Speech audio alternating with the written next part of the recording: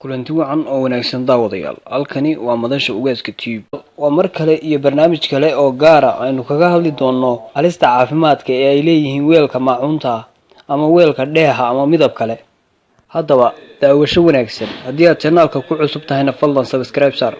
daraasad ay samaysay jaamacadda Plymouth ee dalka Britain ayaa lagu ogaaday in weelka dhalada ah ee midabada leh ay khatar loo dhinto leeyihiin, gaar ahaan marka loo adeegsado dhanka cuntada iyo cabitaanada kulul.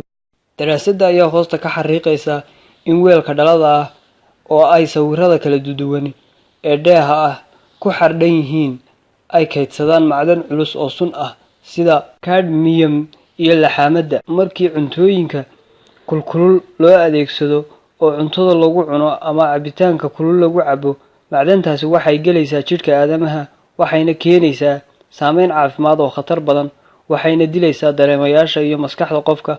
waxay dhibaato gaarsiinaysaa beerka iyo kaliyaha iyo xubnaha kale ee jidhka.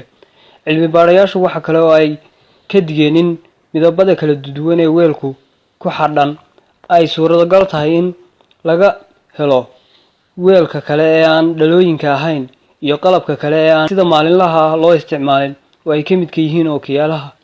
sidaasi darteed waxaa habboon inaad iska hubiso maadooyinka ay ka samaysan yihiin weelka ka hor inta aanad iibsan. ugu dambeyntiina cilmi baarayaashu waxay ku taliyeen in lagu dadaalo weelka waxyaabaha dabiiciga ah laga sameeyo ee organiga ah ee aan dhibaatooyinka caafimaad lahayn.